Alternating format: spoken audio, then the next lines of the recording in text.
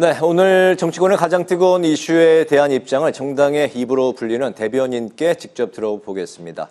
여의도 스피커, 박경미 더불어민주당 대변인, 호준석 국민의힘 대변인 두 분과 함께하겠습니다. 어서 오십시오. 안녕하십니까.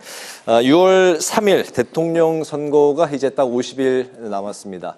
국민의힘에서는 오늘 홍준표 전 시장이 출마 선언을 했지만 주말 사이에 많은 변화가 있었는데요. 오세훈 시장이 불출마, 유승민 전 의원은 경선에 불참하겠다는 뜻을 밝혔습니다. 중도 확장성이 있는 유력 주자인 두 사람의 하차, 좀 어떤 의미가 있을지, 국민의힘의 경선 흥행에는 약간의 경고등이 켜졌다는 얘기도 있는데 좀 어떻게 생각하시는지 먼저 국민의힘 호준석 대변인께 먼저 들어볼까요? 경고등이 켜졌다고까지 하는 것은 좀 너무 박한 평가인 것 같고요. 네. 이렇게 속단할 필요는 없다. 물론 그 두 분이 빠진 것은 아쉬운 일입니다. 그건 맞습니다. 그러나 그 오세훈 시장의 경우는 그러니까 4인 안에 들어갈 가능성이 높다는 관측이 많았었던 것은 맞지만 네. 유승민 전 대표는 훌륭하신 분이지만 4명 안에 들어갈지에 대해서는 좀 거기에 비해서는 좀 가능성이 낮은 것으로 일반적으로 관측되어 왔던 것도 분명한 것 같고요. 네. 이번에 저희가 굉장히 국민들의 관심을 높이기 위한 특히 젊은층들한테 소구할 수 있는 그런 장치를 많이 마련을 했습니다. 과거 같으면 이렇게까지 한단 말이야 할 정도의 그런 것들이거든요. 젊은 이들이 다 아이디어를 낸 것인데 다 받아들였습니다. 네. 그만큼 절박하다는 얘기인 것이고요. 예를 들면 1차에서는 추첨을 해가지고 리그별로 토론을 합니다. 그러니까 예컨대 월드컵 때 죽음의 조 같은 이런 게 나올 수 있는 것이죠. 네. 그다음에 2차에서는 너 나와 해서 우리 4명이라면 나는 이 사람이랑 해보겠어 하는 1대1 토론 이렇게 해서 하거든요. 그리고 앞뒤에 그런 미디어 데이를 도입을 하고 또 그런 막전의 막후 과정들을 쇼츠하고 밈으로 만들어가지고 계속 유포 전파를 할 예정입니다. 그래서 저는 이것이 흥행이 될 가능성이 굉장히 많이 있다. 특히 저희 당의 지금 이번에 주자들은 굉장히 캐릭터가 강한 분들입니다. 나름대로 특징도 굉장히 저마다 네. 뚜렷하고요. 그래서 이벤트와 컨벤션이 본격적으로 시작되는 것이기 때문에 이재명 전 대표는 이미 2달 전부터 선수로 막 뛰고 계셨지만 여기는 그동안 아무것도 못하다가 이제 시작이 되는 것이기 때문에 충분히 국민들의 관심을 끌 수 있는 가능성이 있다. 저는 그렇게 봅니다. 네, 호 대변인께서는 또 이번에 선관위 대변인도 함께 맡고 있기 때문에 경선에 상당히 좀 이렇게 네. 좀 홍보성 말씀을 해주신 것 같아요. 실제입니다. 한번 보십시오 이제. 네, 알겠습니다. 이제 지켜보도록 하겠고, 예, 박경미 대변인께서는 국민의힘의 이런 경선 상황 아직까지 다 후보들도 확정되고 그런 건 아니지만은 이 과정 좀 어떻게 보고 계실까요? 네, 지금 소개해 주신 걸 들으니까 흥행을 위한 그런 묘안을 많이 짜고 계신 것 같은데 출마하신 분들의 면면을 보면 흥행은 어렵지 않을까 하는 생각이 듭니다. 우선 유승민 의원은 탄핵에 반대를 했고 오세훈 시장은 찬탄과 반탄 사이를 오락가락 했지만 어쨌든 이 두 분은 합리적인 보수로 평가를 받던 분들인데 이 두 분이 불출마를 하게 되면서 국민의힘은 중원을 비워놓게 되었죠. 오세훈 시장이 자의에 의해서는 아니라 국민의힘 5, 60분의 의원들이 한덕수 권한대행을 옹립한다고 하니까 그런 상황적 변수 때문에 급작스럽게 불출마로 선회를 하신 것 같은데요. 그 불출마의 변은 나름 울림이 있었습니다. 헌재 결정 이후에 아무 일도 없었다는 듯이 국민의힘이 대선 모드로 접어들고 또 너도 나도 대선 후보로 나오는 이 상황을 국민들께서 어떻게 보시겠냐 이렇게 일가를 했는데요. 그것이 국민의힘이 가져야 될 태도라고 생각을 합니다. 그리고 국민의힘으로서는 제가 걱정할 거는 아닙니다만 계엄과 내란으로부터 선을 그어야 되는 시점인데 국민의힘의 지금 반탄 후보들이요. 김문수, 홍준표, 나경원 의원의 경우는 그 세 분 후보의 경우는 계속 강경 발언들을 쏟아내고 있어서 이 내란 계엄과 선을 절연하지 못하고 계속 거기에 갇히는 자충수가 아닌가 하는 생각을 합니다. 네. 네, 이런 가운데 국민의힘 측에선 한덕수 대 차출론이 확산이 되면서 당 안팎에서 아주 견제의 목소리가 커지고 있는 그런 상황인데 일각에선 총리 사퇴 후에 무소속으로 출마를 하고 국민의힘 후보와 최종 단일화를 할 거다 이런 시나리오가 거론이 됐습니다. 오늘 한 대행은 국무회의에서 미국발 그 통상 문제 그러니까 관세 해결이 마지막 소명이다 이렇게 밝혔는데 아니 이 좀 의미를 해석해 보고 싶습니다. 이게 뭐 대선과는 선을 긋는 그런 의미였을까요? 어떻게 보십니까? 저 정말 궁금한데요. 네. 저도 한번 여쭤보고 싶습니다. 어떤 네. 생각이신지. 아마 제가 이제 조금 객관적인 입장에서 생각을 해보자면 아마 본인도 지금까지 최종 결정을 못 하고 계신 것이 아닐까 저는 이제 그렇게 생각을 합니다. 저는 이제 결국 이제 오랜 세월 제가 이제 정치부 취재를 네. 이제 하면서 제가 느끼는 것은 민심, 그러니까 이제 결국 이제 여론조사를 통해서 결국은 표출이 되는데 예측하기가 참 어렵더라고요. 그리고 생물처럼 막 움직인다. 네. 상황 변화가 크다. 결국은 한덕수 총리 권한대행께서 어떻게 결정하느냐는 앞으로 지지율이 얼마까지 오를까에 저는 달려 있지 않을까. 저는 그렇게 생각합니다. 그게 더 많이 오를 수도 있는 거고 네. 또 의외로 그냥 이 선에서 이제 멈출 수도 있는 것이거든요. 어쨌건 저희 당의 이제 그 컨벤션이 시작이 되기 때문에 이 무대가 펼쳐지면 저희 당 후보들이 지금은 정체해 있는 것 같지만 또 확 오를 수도 있습니다. 그 가능성은 정말 저는 있다고 생각하거든요. 그렇게 되면 이제 한덕수 권한대행 입장에서는 굳이 출마하지 않아도 될 그런 이제 그 생각을 하시게 될 것이라고 반대 가능성도 물론 있죠. 그걸 뭐 배제할 수는 없습니다. 그렇게 된다면은 또 이제 다른 가능성이 열리는 것이고 지금 저희 당 입장에서 보면 여러 변수들이 정말 있습니다. 우선 이준석 전 대표도 있지 않습니까? 네. 독자적으로 출마를 하는데 결국은 마지막에는 그 이재명 후보, 민주당의 이재명 후보가 대통령이 되는 것은 그것만은 안 된다라고 생각하는 우리 국민들의 저는 광범위한 정서가 있기 때문에 거기에서 이제 어떤 공감대가 만들어질 가능성이 크고 저는 그래야 또 된다고 생각하는데 그 과정에서 이제 여러 변수들 그것은 어떻게 예측할지 지금 단계에서 말씀드리는 것은 너무 이른 일인 것 같습니다. 네, 오준석 대변인 의견 들어봤고요. 박경미 대변인 민주당 측에서 봤을 땐 좀 어떻습니까? 네, 오늘 한덕수 권한대행이 국무회의에서는 마지막 소명이라고 했는데 또 어떤 단독 보도에 따르면 뭐 출마를 결정했다는 그런 설도 있습니다. 네. 근데 오늘 대정부 질문에 불참하면서 대통령이 파면된 후 권한대행이 국회 대정부 질문에 나온 전례가 없다라고 했는데요. 그러니까 없는 전례를 계속 만들어 온 게 한덕수 권한대행이죠.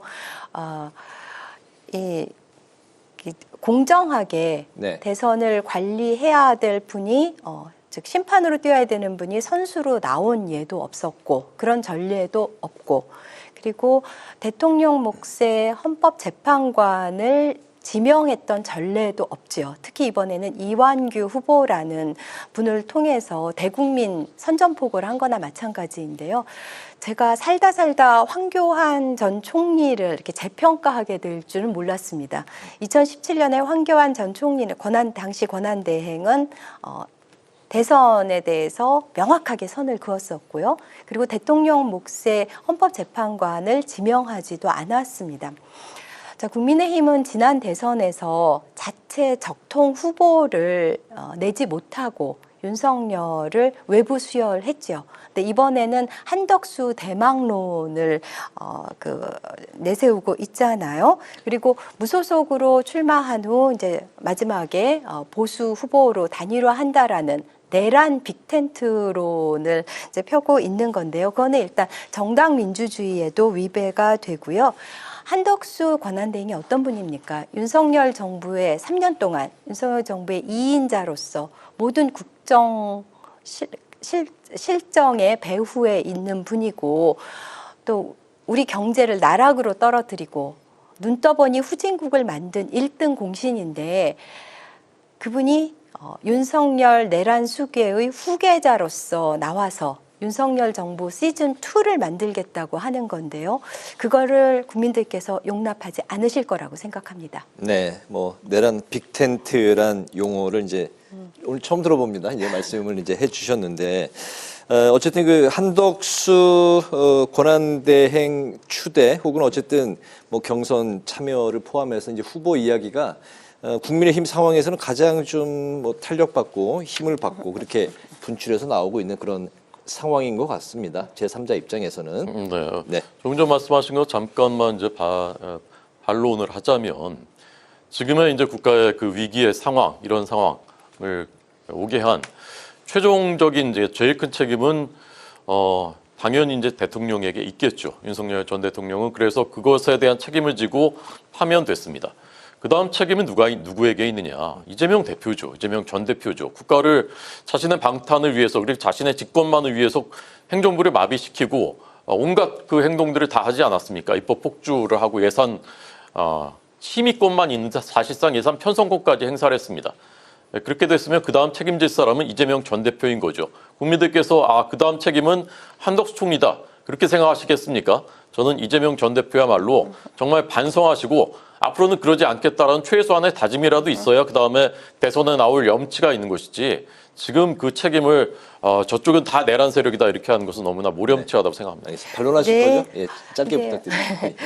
헌재 결정문 상당히 그 중립적으로 작성이 된 그 헌재 결정문을 보면은 그 책임이 어디에 있는지가 명확하게 드러나 있기 때문에 다시 한번 일독하시기를 권해드립니다. 네, 자연스럽게 이제 민주당 상황으로 가보겠습니다. 오늘 민주당 이재명 예비 후보는 출마 선언 후에 첫 번째 일정으로 AI 반도체 기업을 방문했고 AI 예산 100조 원 시대를 열겠다고 이제 밝혔습니다.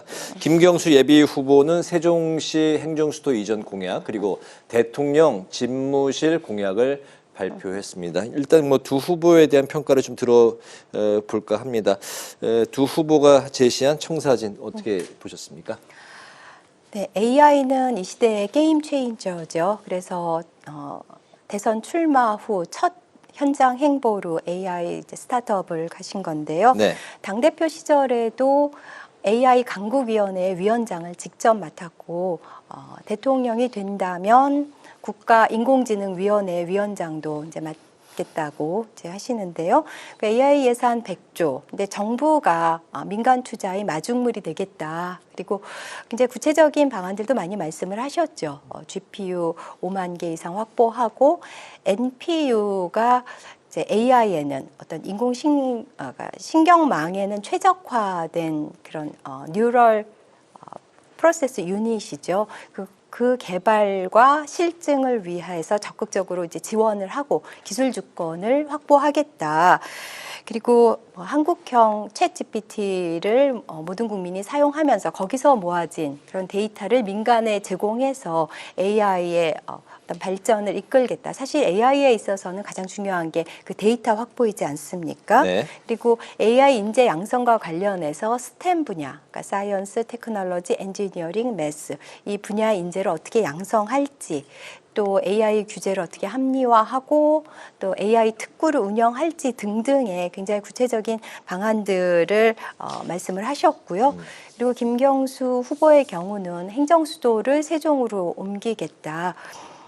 네. 사실 노무현 정부에서 국가균형발전 지방분권을 강조해 왔고 노무현 정부의 이제 마지막 비서관으로서 그 정신을 이어간다는 것, 그리고 계엄과 내란의 상징인 용산 대통령실을 떠나서 대통령실을 세종으로 옮기겠다는 그런 공약들 굉장히 의미 있게 받아들여졌습니다. 네, 혼준섭 대변인님. 근데 저는 이 부분에 대해서는 국민들께서 다 직관적으로 다 이제 느끼시고 있을 거라고 생각을 합니다. AI라는 것은 가장 자율적이고 창의적이고 민간이 중심이 돼야 되는 것이고 결국 기업이 동력이 돼야지 할 수 있는 것이거든요. 그런데 지금까지 민주당이 일관되게 보여준 문재인 정부 때부터 그렇습니다. 보여준 것은 반기업이지 않습니까? 반시장적이고요. 이재명 대표께서는 최근에 엔비디아를 만들겠다. 정부 주도로 할 수 있는 것처럼 그렇게 말씀한 그것이 이제 정확히 보여주는 것이거든요. 민주당은 뭐 말로는 삼성전자급 기업을 6개를 만들겠다. 이재명 대표 그렇게 말씀하시지만 실제로 하는 행동은 민주당이 보여준 정책들 그다음에 내놓은 법안들은 상법 개정안 그다음에 노란봉투법 끊임없이 계속 지금 발의 계속하지 않습니까? 그다음에 중대재해처벌법 기업들이 어떻게 하면 일을 못하게 할까를 연구하는 집단인 것처럼 보여집니다. 결국 민노총 때문에 그런 것이죠. 그 속성이 어떻게 변하겠습니까? 타다 같은 아주 기초적인 혁신을 할 때도 민주당 정부가 결국 못하게 막았지 않습니까? 그러니까 예를 들면 산업혁명 때 마차 시대가 가고 이제 자동차가 움직이기 시작하는데 마차 생태계를 지켜야 되니까 자동차 못 움직이게 하겠다. 그런 발상이었거든요. 그것이 실제로 입법이 돼가지고 실행이 된 겁니다. 그런데 지금 AI 혁명 시대에 똑같은 일이 아마 저는 똑같이 벌어질 것이라고 생각합니다. 민주당이 지금까지 보여줬던 노선으로 봐서는 우리나라 21세기에 민주당이 집권하면 우리 경제는 고꾸라질 수밖에 없고요. AI는 후진국이 될 수밖에 없습니다. 네. 네, 한편 민주당은 권리당원 투표 50%, 국민 여론조사 50%, 그러니까 당신 반, 민심 반입니다. 이 경선 방식을 두고서 진통이 이어지고 있습니다. 김동연 지사는 민주당의 원칙과 전통이 파괴되고 있다 이렇게 비판을 했고요. 김두관 전 의원은 경선에 불참하겠다 이렇게 밝혔습니다. 오늘 최종 확정된 민주당 경선룰 우리 박경민 대변인 어떻게 보셨습니까? 네, 당헌 88조에 따르면은 국민 경선 또는 국민 참여 경선 이렇게 명시가 되어 있습니다. 네. 그 중에서 국민 참여 경선을 이번에 선택을 한 것이고요. 이번 조기 대선은 정말 일정이 촉박하지 않습니까? 근데 짧은 기간 동안 선거인단을 모집하고 경선을 치러야 하는데요.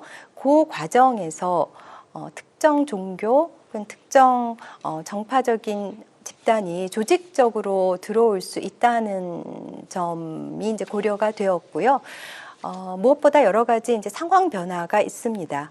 우리가 당원 주권 시대를 계속 강조해 왔습니다. 그래서 지금 당원이 22년 대선 때만 하더라도 권리당원이 70만 정도였는데요. 지금 114만으로 추산 정도가 됩니다. 네. 이 권리당원은 그러니까 12개월 전에 당원 가입을 해서 6개월 동안 6번 이상의 당비를 낸 그런 진성 당원들인데 그분들이 114명이나 되기 때문에 당원 주권 시대를 연다는 측면에서 114만 명? 네, 114만 명. 네. 네. 나는 그 당원 주권 시대라는 측면에서 이번에는 국민 참여 경선을 이제 하는 것이죠. 네. 알겠습니다. 다음 이슈로 이제 넘어가겠습니다. 조금 전 윤석열 전 대통령의 내란 우두머리 혐의 첫 번째 형사 재판이 열렸고 이제 조금 전에 끝났습니다.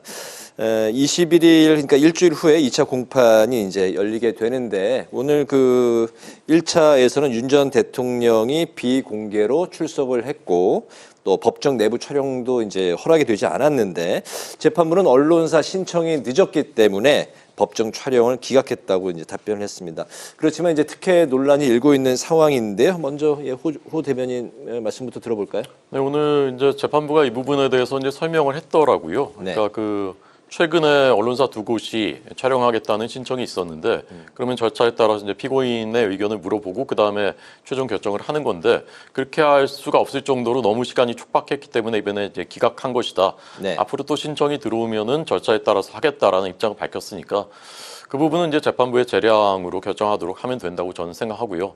앞서 이제 민주당의 그 이번에 그 경선 룰에 대해서 시간을 안 주셨으니까 짧게만 말씀드리자면요. 네.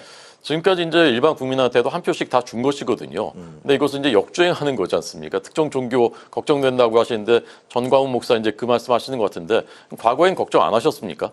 점점 이재명 대표 체제 이후로는 점점 더 늘어난 그 40만 명 당원도 결국은 다 강성 이재명 대표 지지층이에요. 그 사람들 말만 듣겠다는 것이죠. 그래서 2인자도 허용하지 않겠다. 내가 압도적인 1위인데 2위 주자가 의미 있는 득표하는 것도 나는 허용하지 않겠다. 그런 그 모습을 가지고 저렇게 아량이 없는 승자다운 여유도 1위다운 여유도 없는 모습을 가지고 어떻게 승자가 될 수 있을까 본선에서 저는 그런 생각 들었습니다. 네. 민주당 경선 룰에 대해서 이제 기회를 안 드렸군요. 네. 깜빡했습니다. 예.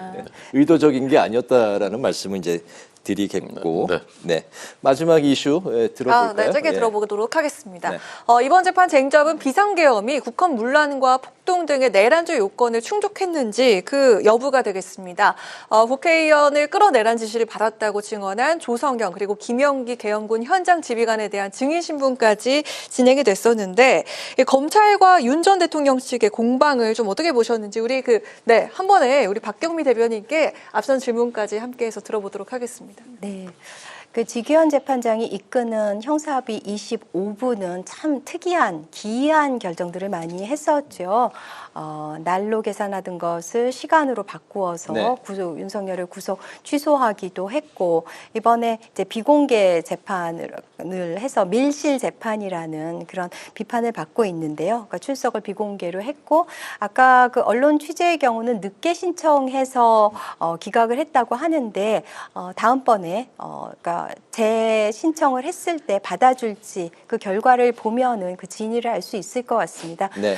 저는 사실 그 교속 취소를 했을 때는 좀 선의로 해석을 최대한 한번 해보고자 노력을 했어요. 그러니까 피의자의 이익을 최대한 고려하자라는 그런 깊은 뜻이 있지 않을까. 그런데 이번에 비공개 출석이나 언론 취재를 불허한 것에서는 더 이상 이제 그런 논리가 성립하지 않는 것 같다는 생각이 들었는데요. 네. 일각에서는 이제 지규현 판사가 만약에 그 사진을 그 법정을 공개하게 되면은 본인의 어떤 얼굴이 알려지게 될까 염려한 것은 아니냐는 이제 그런 추측까지 나오고 있습니다.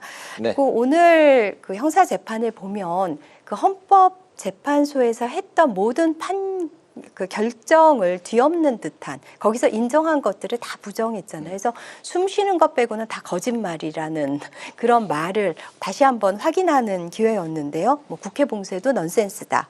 포고령은 실행 조치 아닌 규범이기 때문에 처벌이 불가하다. 또 체포하라고 한 것은 새빨간 거짓말이라는 윤석열의 말이 새빨간 거짓말인 거죠. 그리고 지난 주말에 주말이 아니라 금요일이죠. 아크로비스타로 돌아가면서 다 이기고 돌아왔다. 뭐 5년이나 3년이나 뭐 마찬가지다. 이런 개선 장군 행세를 하면서 의기양양하게 돌아가는 모습을 보면서 참 많은 국민들이 자괴감을 가졌고요. 오늘 법정에서의 형사재판에서의 행태도 마찬가지였습니다. 네. 네. 몇 시까지 하면 됩니까? 예. 시간 맞춰서 하려고요. 1분? 한 2, 3분 정도. 2, 3분이요? 아, 네. 네. 네. 자, 우선 그 법정에서 촬영하는 것은요. 그것은 이제 재판부 재량으로 결정하면 되는 것인데, 그다음에 이재명 전 대표도 지금 재판 얼마나 많이 받고 계신데 법정에서 촬영하지 않지 않습니까? 근데 그것을 비공개 밀실이다. 그리고 재판부까지 이렇게 막 공격하는 것은 저는 좀 부당하다. 그건 네. 자제돼야 된다. 그렇게 생각하고요. 어쨌건 형사 재판은 이제 재판부가 사법부에 이제 맡기면 됩니다. 이것을 재판 열릴 때마다 우리가 왈가왈부하고 공방을 벌일 필요는 저는 없다고 생각하고. 다만 이제 탄핵 재판과 형사 재판은 대통령 파면할 만하냐라는 기준을 가지고서 이제 하는 것이고 형사 재판은 이것이 내란죄, 형법의 내란죄에 해당하는가를 이제 가리는 것이거든요. 근데 내란죄에 해당하는지에 대해서도 그 부분이 이제 지금 좀 논쟁이 될 수 있기 때문에 사실은 탄핵 심판에서도 내란죄를 제외한 것이지 않습니까? 탄핵 소추 사유에서. 네. 내란죄는 국헌 문란의 목적이 있어야 되는 것이고 폭동을 일으킨 행위가 있어야 되는 것이거든요. 이제 폭동을 일으켰느냐, 특히 이 부분에 대해서 과연 그것이 거기에 해당할 수 있느냐, 이 부분이 저는 이제 쟁점이 될 것 같고 그 부분을 놓고 앞으로 다투게 될 거라고 저는 보고요. 그래서 이 부분은 좀 사법부에 맡기고 지켜보자, 저는 그렇게 말씀드리고 싶습니다. 알겠습니다. 여의도 스피커 이제 마치도록 하겠습니다. 지금까지 박경미 더불어민주당 대변인, 호준석 국민의힘 대변인 두 분과 함께했습니다. 말씀 잘 들었습니다. 고맙습니다. 고맙습니다. 고맙습니다.